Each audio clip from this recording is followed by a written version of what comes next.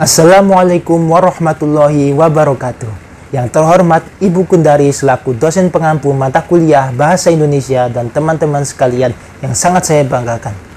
Perkenalkan, nama saya Muhammadul Albab dengan nomor induk mahasiswa 4312110063. Pada kesempatan kali ini, saya akan menjelaskan mengenai pengaruh maraknya penggunaan bahasa gaul terhadap bahasa Indonesia. Selain terkenal dengan keanekaragaman sumber daya alam hayati dan non-hayati, Indonesia juga terkenal dengan keberagaman bahasanya. Lewat peristiwa Sumpah Pemuda pada tanggal 28 Oktober 1928, bahasa Indonesia diterima sebagai bahasa persatuan, sehingga keberagaman bahasa yang kita miliki selama ini seharusnya tidak melunturkan nilai persatuan yang selama ini kita pegang. Namun seiring dengan perkembangan zaman, mulailah muncul istilah-istilah baru seperti bahasa gaul. Kebiasaan menggunakan bahasa gaul memiliki dampak positif dan juga dampak negatif bagi masyarakat Indonesia. Oleh sebab itu penting bagi kita untuk mengetahui pengaruh kebiasaan menggunakan bahasa gaul terhadap bahasa Indonesia. Sebelum membahas mengenai pengaruh bahasa gaul, alangkah baiknya kita mengetahui apa yang dimaksud dengan bahasa gaul itu. Bahasa gaul adalah istilah atau kode hasil perkembangan atau modifikasi dari berbagai macam bahasa termasuk bahasa Indonesia yang memiliki arti atau makna tertentu sehingga biasanya hanya dimengerti oleh sekelompok orang tertentu. Makna dari istilah-istilah baru ini terkadang juga berbeda dengan makna aslinya. Istilah atau kata-kata dalam bahasa gaul dapat berupa terjemahan, singkatan, atau plesetan.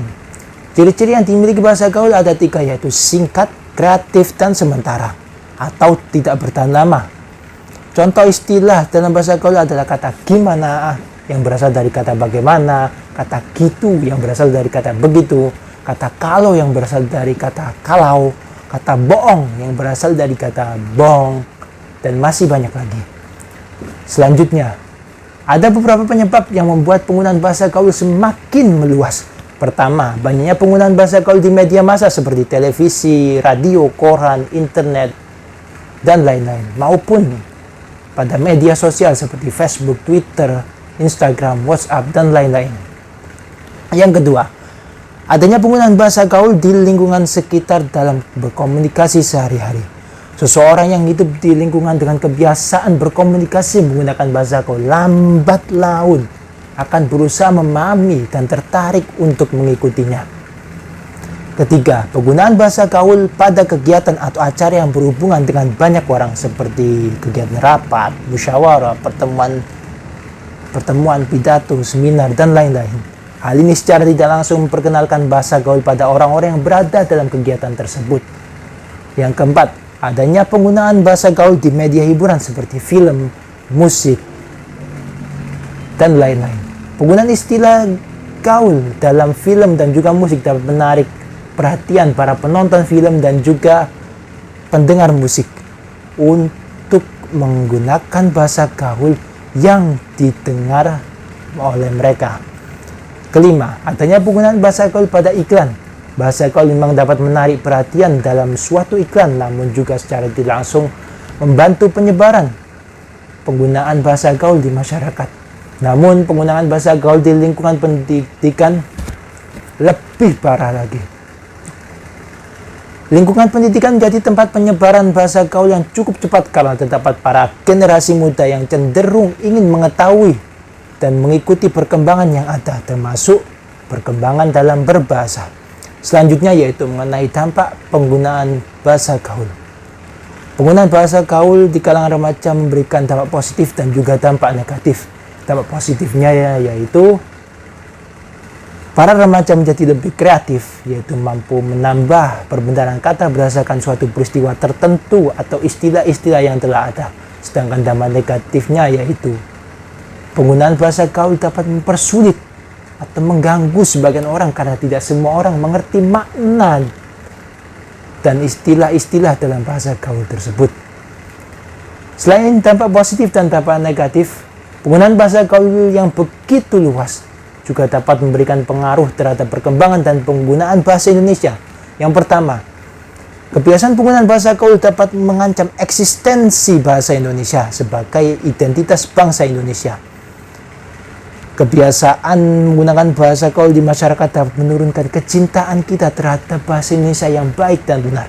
Padahal dalam pergaulan internasional, bahasa Indonesia menjadi salah satu identitas bangsa kita.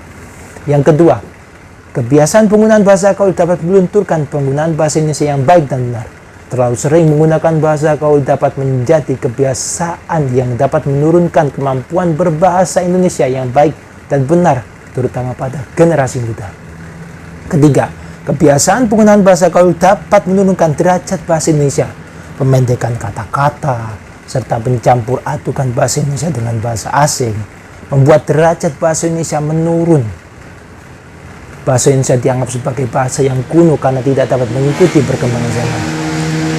Berdasarkan pengaruh tersebut, maka penting bagi kita sebagai generasi muda untuk menjaga penggunaan bahasa Indonesia yang baik dan benar agar tidak perlahan luntur seiring dengan adanya bahasa gaul. Adapun alasan mengapa penggunaan bahasa Indonesia yang baik dan benar perlu dijaga adalah: pertama, bahasa Indonesia adalah bahasa pemersatu bangsa. Bangsa Indonesia memiliki bahasa yang beraneka ragam. Keanekaragaman ini membutuhkan suatu alat sebagai pemersatu keanekaragaman tersebut. Disinilah fungsi bahasa Indonesia sebagai alat integrasi sosial yang mampu menjembatani komunikasi antar daerah yang memiliki bahasa yang berbeda-beda. Kedua, bahasa Indonesia digunakan sebagai bahasa penyeragam di bidang pendidikan, penelitian, dan pengembangan iptek. Proses pendidikan, penelitian, dan pengembangan iptek dapat terhambat tanpa adanya bahasa penyeragam, karena pemakaian lebih dari satu bahasa dapat menimbulkan ketidakefektifan dalam penyampaian informasi atau ilmu. Ketiga, bahasa Indonesia menjadi bahasa resmi negara karena digunakan dalam kegiatan atau surat menyurat atau pembicaraan yang bersifat resmi. Hal ini bertujuan agar dapat dimengerti oleh setiap orang yang terlibat dalam kegiatan tersebut. Kesimpulan yang dapat kita ambil yaitu, maraknya penggunaan bahasa gaul memberikan dampak positif dan juga negatif. Dampak positifnya yaitu para remaja menjadi lebih kreatif, dan dampak negatifnya yaitu dapat mengganggu sebagian orang. Selain itu, kehadiran bahasa gaul memberikan pengaruh terhadap bahasa Indonesia seperti mengancam eksistensi bahasa Indonesia sebagai identitas bangsa Indonesia, melunturkan penggunaan bahasa Indonesia yang baik dan benar, serta menurunkan derajat bahasa Indonesia. Oleh sebab itu, penting bagi bangsa Indonesia, terutama para generasi muda, untuk menjaga penggunaan bahasa Indonesia yang baik dan benar. Berdasarkan penjelasan tersebut, saya dapat menyarankan terutama bagi para generasi muda untuk melestarikan penggunaan bahasa Indonesia yang baik dan benar dengan menyikapi kehadiran bahasa gaul secara lebih bijak. Penggunaan bahasa gaul ini dapat memberikan dampak positif apabila dipakai pada situasi, media, dan lawan bicara yang tepat. Begitulah presentasi mengenai pengaruh maraknya penggunaan bahasa gaul terhadap bahasa Indonesia yang dapat saya sampaikan. Kurang lebihnya saya mohon maaf yang sebesar-besarnya. Atas perhatiannya saya mengucapkan terima kasih. Wassalamualaikum warahmatullahi wabarakatuh.